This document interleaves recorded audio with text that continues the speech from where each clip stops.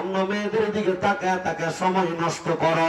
মনে রাখবা জিনা করার কারণে তোমার এই লজ্জাস্থানের মধ্যে আমার আল্লাহ তাআলা গরম লোহার রড লাগায় দিবে। তোমার লজ্জাস্থানের মধ্যে পাথর ঝুলন্ত অবস্থায় রাখবে, পচে পচে পড়বে। এই জন্য তোমরা জিনা ব্যভিচার কইরো না, অবৈধ সম্পর্কে লিপ্ত হয় না। আমার আল্লাহ তাআলা তোমারে কোনোদিন মাফ করবে না।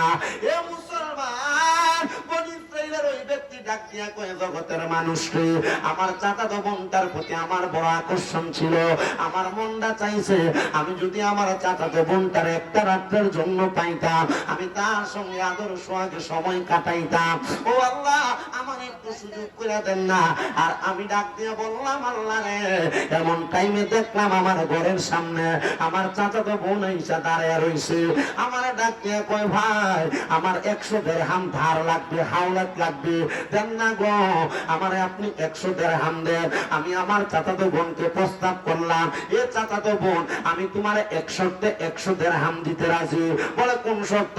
বলে যদি তোমার দেহটাকে আমাকে ভোগ করতে দাও।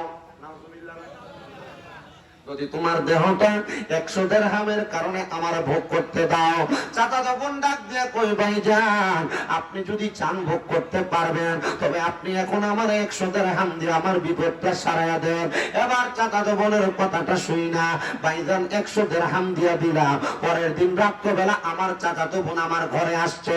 আমি তার দইরা আমার খাটের উপরে যখন তার সঙ্গে বৈধ মেলামেশা করার জন্য সম্পর্কে লিপ্ত হব, এমন টাইমে আমি তাকে দেখলাম আমার চাচাতো বোনের চোখ দিয়া পানি পড়তেছে। আমি জিজ্ঞাসা করলাম, বোন তুমি কেন এমন ভাবে কান্না করো? আমার বোনটা আমার ডাক দিয়া কয়, ভাই আমি কান্না করার অন্য কোনো কারণ না। বাইরে তোমার কাছে আল্লাহর দোহাই দিয়া বলি, তুমি আমার ইজ্জতটারে নষ্ট কইরো না, আমার আল্লাহ তাআলারে ভয় করো। আমি ওই দিন আল্লাহরে ভয় কইরা আমার চাচাতো বোনের ইজ্জতটাকে আমি রক্ষা করে তারে ছেড়ে দিয়েছি।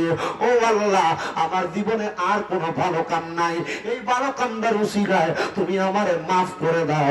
আমার আল্লাহ দোয়া কবুল কইরা বনি ইসরাইলের ওই 3 জন বাদে ব্যক্তির গুহার সামনে থাইকা 2 নাম্বার পাথরটারে সরাইয়া নিয়ে গেছে। এবার 2 জন ডাক দিয়া কই, দেখছিস নি রে, ভালো কাজের উসিলা দিয়া দোয়া করলে আল্লাহ দোয়া কবুল করে। ও আল্লাহ, আল্লাহ গো। আরেকজন ডাক দিয়া কয়, আমার সম্পদ নাই, আমার টাকা পয়সা নাই, আমি আমার বাড়িতে 2টা ওট লালন পালন করতাম। আমি 2টা ওট লালন পালনের মধ্যে একটা মান্দা ওট আর একটা মেন্দি ওট। মেয়ে যেই ওটটা, ওই ওটটা থেকে দুধ দহন কইরা আমি আগে আমার আম্মা জানলে দুধটা পান করাইতাম। এরপর আমার ছোট একটা বাচ্চা তারে পান করাইতাম। এরপর আমি আমার স্ত্রী একসাথে দুধ পান করতাম।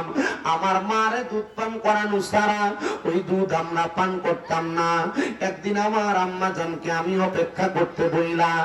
আমি ওটার মধ্যে থেকে দুধ দহন করতে লাগলাম।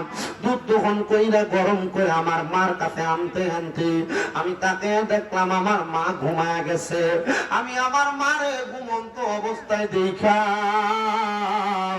আমি আমার ছোট বাচ্চাটারে দুধ দেই নাই। সারা রাত্র আমার বাচ্চাটা কান্না করেছে। আমার মা যখন সকালবেলা ঘুম থেকে জাগ্রত হয়েছে, আমি আমার মার দুধটা পান করাইলাম। ডাক দিয়ে বললাম, মা গো, এই নেন আপনি দুধ পান করেন।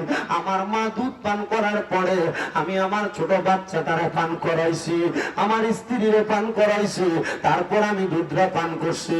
আমি যখন দুধটা পান করছি রে, পান করার সাথে সাথে আমার মা আমারে দোয়া করে দিছে, আল্লাহ আমার সন্তান যেহেতু আমারে দুধ পান করানো ছাড়া তার সন্তানরে মা স্ত্রীরে করায় নাই, আল্লাহ আমি দোয়া করলাম তুমি আমার সন্তানদের বিপদ থেকে উদ্ধার করো, আমার সন্তানদের তুমি দেই করাইখো। আল্লাহ আমার অন্য কোনো কুদুর ভালো কাম নাই, আমার একটা ভালো কাম আমি আমার মারে প্রাধান্য দিতাম, আমার মারে গুরুত্ব দিতাম। আল্লাহ তুমি আমার মার উসিলা আমারে এখান থেকে উদ্ধার করো। এই দোয়াটা করতে দেরি পাহাড়ের মুখ থেকে 3 নাম্বার পাথরটা সরে গেছে। তারা পাহাড়ের গুহা থেকে বাহির হইয়া আল্লাহর কাছে দোয়া করে, আল্লাহ তুমি আমার এই 3টা ভালো কাজের উসিলায় যেহেতু দোয়া কবুল করছো, আল্লাহ ফরিয়াদ জানাই তোমার দরবারে, আমরা কোনোদিন আর বাজে কাজ করব না, আমরা মানুষের ক্ষতি করব না, আমরা মা বাবার খেদমত করে সময় কাটিয়ে দিব। ও বাবা, আমি জানি না হোমনা চিতপুর এলাকার কোন সন্তান মা হারায়া মা ফিরে বসছে, আমি জানি না কোন সন্তান বাবা হারায়া মা ফিরে বসছে। এই সন্তানের তোমার মা বাবা তোমার লক্ষ কোটি টাকার বাড়ি দিয়ে গেছে, জায়গা জমি দিয়ে গেছে, কিন্তু তোমার মা বাবা কবরের বাসিন্দা। কই রে সন্তান, মা বাপ যদি বাইচা থাকতো, মা বাপরে যদি তুমি বালা বালা খানা খাওয়াইতা, মা বাপরে যদি ভাত খাওয়াইতা, তোমার কি মাসে মা বাবার পেছনে 2-3 হাজার টাকা খরচ হইতো না? মা তো কবরের বাসিন্দা, বাবা তো কবরের বাসিন্দা। বাবা দামি কোনো জামা কাপড় পরে নাই, তুমি সন্তানরে পরাইছি। ওই মা বাবা যাদের কবরের বাসিন্দা, আল্লাহ গো এই জান্নাতের বাগানে মা হারা সন্তান গুলা, বাবা হারা সন্তান গুলা বসে গেছে। আজকের মাহফিলটা চিতপুর দারুস সুন্নাহ ইয়াহিয়া হাফিজিয়া মাদ্রাসার মাহফিল। কোরআনে হাফেজরা মাদ্রাসায় কোরআন পড়ে পড়ে তোমরা মার জন্য দোয়া করবে, তোমরার বাবার জন্য দোয়া করবে। ও সন্তান,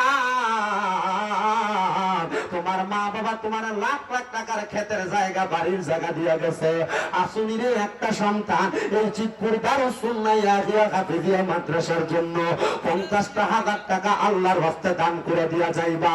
পারলে নগদ দিবা, না পারলে তুমি 2 মাস পরে, 5 মাস পরে, 1 বছর পরে দিবা।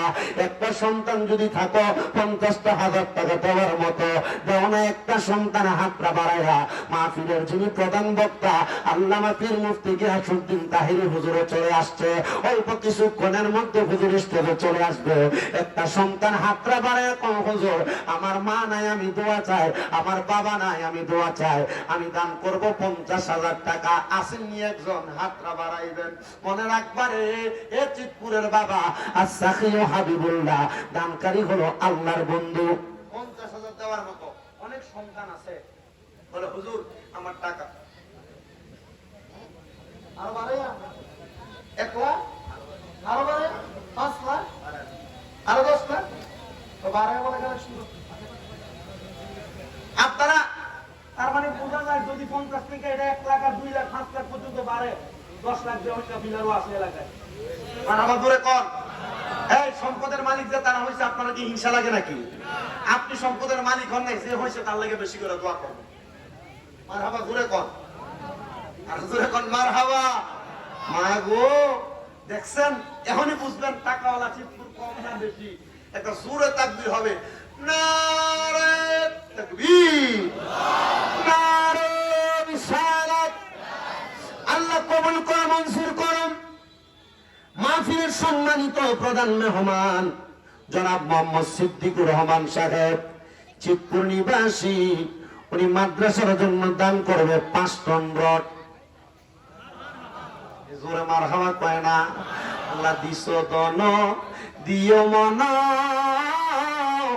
ওই আল্লাহ কাইরা নিও না, নবীজিকে না দেখাইয়া মরণ দিও না। মারহাবা। জনাব মোহাম্মদ সিদ্দিকুর রহমান সাহেব উনি দান করে দিয়েছেন 5 টন রডের দাম। আল্লাহ কবুল করে মঞ্জুর করো, ওনার বংশের কবর আযাব মাফ করে দাও, হায়াত রিজিকে বরকত দাও, মনের আশা পূরণ করো। জোরে কন্যা মারহাবা। আজকের মাহফিলের যিনি প্রবাসী মোহাম্মদ সেলিম